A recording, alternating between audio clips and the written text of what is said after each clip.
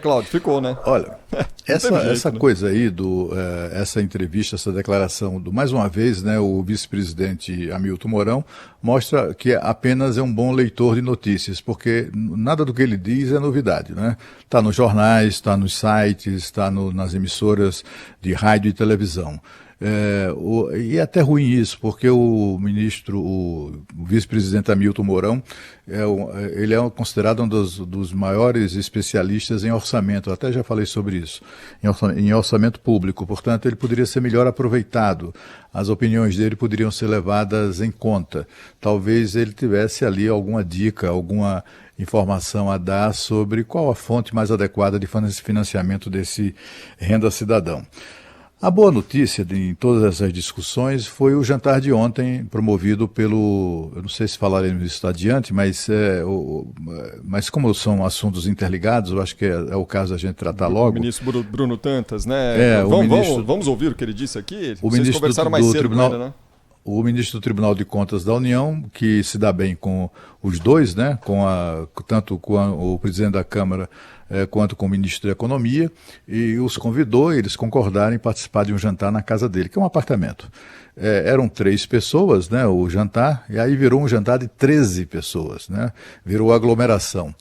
Mas como o Bolsonaro não estava lá, isso não está registrado no noticiário, a aglomeração lá do jantar. Mas o fato é que durante esse jantar, o que se discutiu muito, e é isso exatamente essa novidade que nos trouxe hoje cedo no jornal Gente, o ministro Bruno Dantas, foi a discussão de corte de gastos, como forma, inclusive, de financiar, né, de sobrar dinheiro para financiar programas sociais e outras ações de combate à pandemia e à crise. Vamos ouvir aqui o que disse o ministro do Tribunal de Contas da União, Bruno Dantas. Esse é o dado importante, essa é a grande novidade da noite de ontem. Uma noite em que nós conseguimos reunir pessoas que têm responsabilidades com o país e mostrar o seguinte, olha, não é agenda de uma pessoa só e não é agenda de um item só. Nós sabemos como é que operam os lobbies das corporações em Brasília. Ninguém quer perder primeiro. Agora, se as lideranças partidárias, as lideranças do país, o ministro da Economia, o Palácio do Planalto, se juntam, se sentam à mesa e dizem, olha, nós vamos cortar todos de maneira transversal em todos os poderes, eu acho que nós temos sim condições de avançar. É o ponto de partida para tudo, né, Cláudio e Lana? A gente tem discutido isso daqui no Bastidores do Poder já faz tempo, que tudo passa por uma reforma administrativa, corte de gastos. A partir daí, para você começar a pensar em projetos, né? E a distribuição de renda, como o governo quer fazer, enfim. Tudo parte de simplesmente ajusta o orçamento. Não tem o que fazer, não tem saída mágica que se não for cortando gastos hoje, se for para respeitar a regra do teto de gastos. Hoje, mais cedo, eu conversei com o Felipe Salto, que é da Instituição Fiscal Independente do Senado Federal, e ele teve uma conversa com o senador Márcio Bittar, que é relator dessa discussão lá no Senado Federal, para apresentar uma sugestão de onde tirar o dinheiro para criar um novo programa social, para financiar, para resolver o problema no ano que vem. A gente está falando do Renda Cidadã, especificamente. E ele disse, não tem jeito, tem que cortar gastos. Da onde vai cortar gastos? E aí ele sugeriu unificar a PEC do Pacto Federativo com a PEC emergencial e retomar aquela discussão que a gente já teve aqui no Bastidores do Poder incontáveis vezes, que é redução de jornada de salário dos servidores públicos, segurar os gatilhos de reajustes automáticos somente pelo ano que vem. Só aí já dava para abrir um espaço fiscal de mais de 15 bilhões, somando essas duas medidas. E aí outros pequenos ajustes em outros programas sociais, e eles teriam um recurso necessário para aumentar o Renda Cidadã do tamanho do Bolsa Família hoje, que é 14 milhões, para chegar a 20 milhões, um programa social maior. Isso tudo tem que discutir cortando o gasto. Todas as discussões do governo no momento só vão poder avançar, e olha que a gente está falando em ano eleitoral.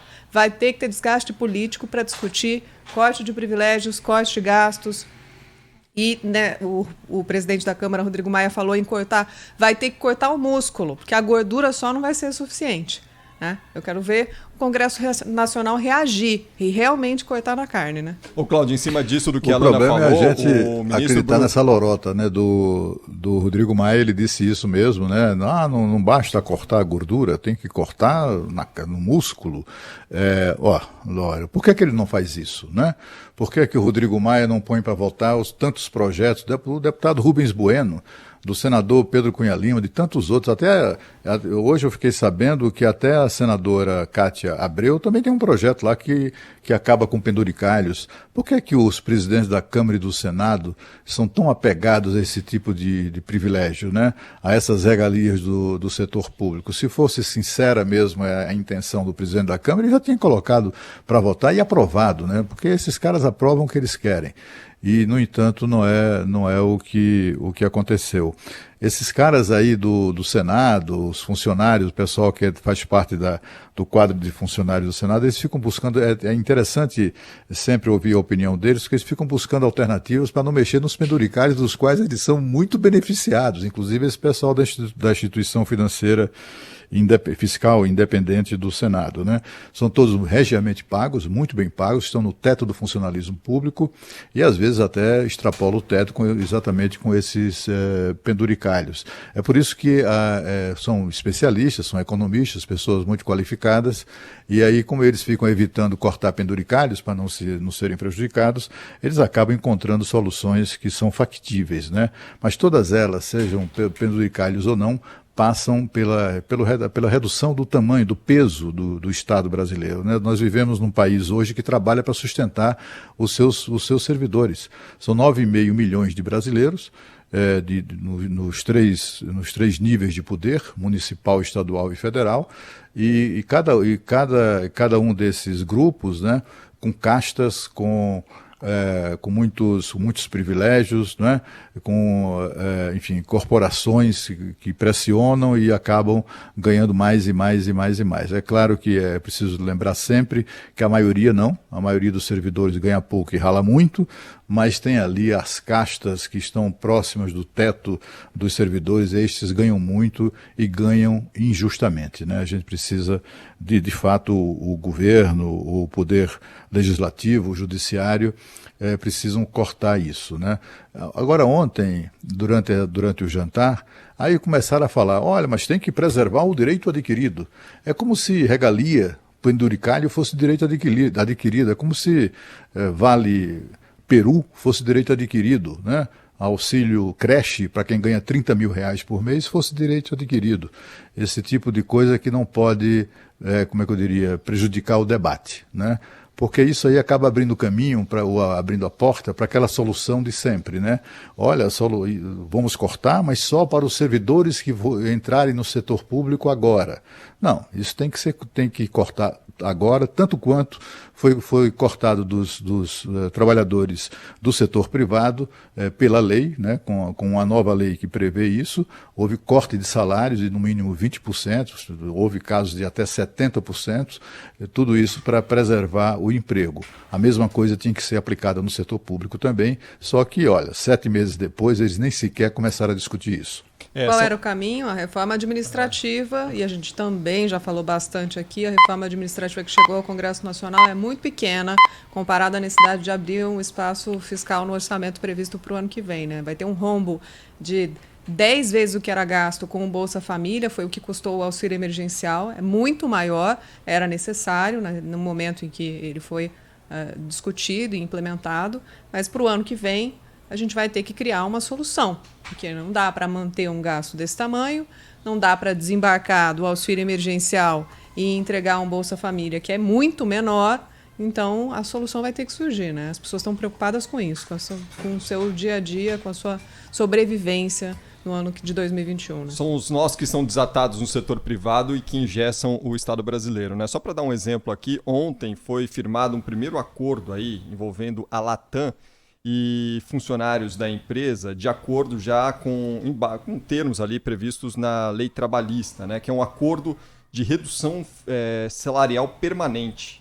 A Latam e o Sindicato dos Aeronautas negociaram ali os termos, né, a partir do momento que há uma negociação entre empresa e funcionários através do sindicato nessas condições, você consegue chegar a um acordo. E a Latam fechou um acordo nesse sentido para uma redução permanente, ou encaminhou um acordo permanente de redução salarial, justamente tendo como cenário o momento vivido pela empresa, o setor de aviação civil aqui no Brasil, que não é dos melhores, nem no Brasil nem no mundo, por causa da pandemia, e a Latam fechou esse primeiro acordo. Só para dar um exemplo aí de como no setor privado as coisas podem funcionar e funcionam, né, quando são necessárias, e no setor público elas ficam amarradas, né? Só para dar um exemplo aí, vocês falavam sobre essa questão do funcionalismo, reforma administrativa.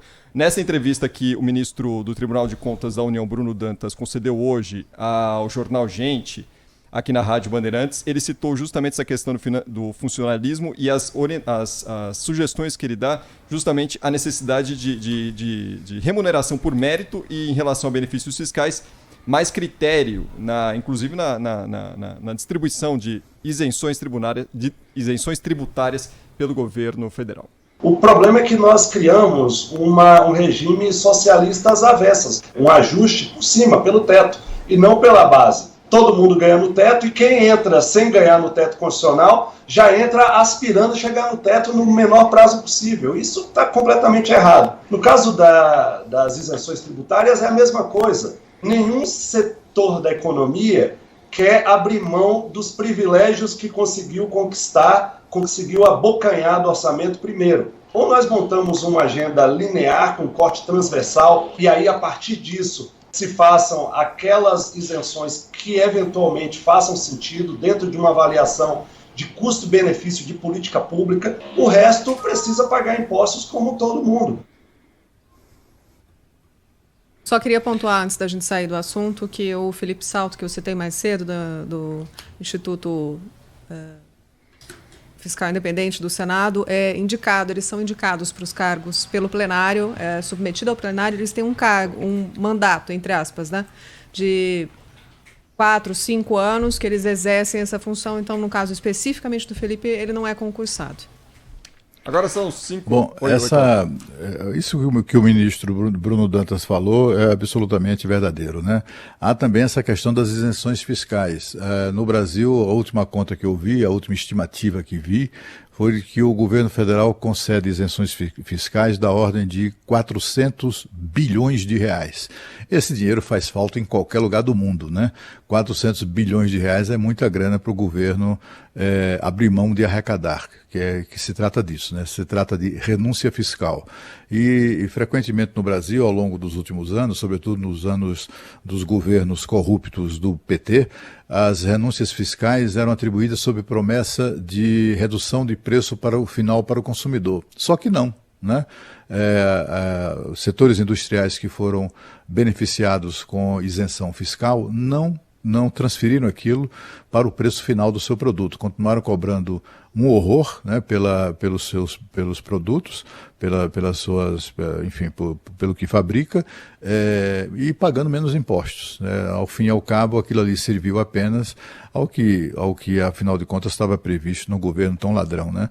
Era de apenas beneficiar os segmentos sem nenhuma contrapartida para o cidadão, para o consumidor, aquele que é prejudicado exatamente pela falta de receita do governo, né? Porque se o governo não tivesse desistido ou renunciado àquela receita, o dinheiro, com esses 400 bilhões, certamente tinham uma grande chance de ser aplicados em obras ou programas ou iniciativas de melhoria da qualidade de vida de quem paga impostos nesse país, sobretudo.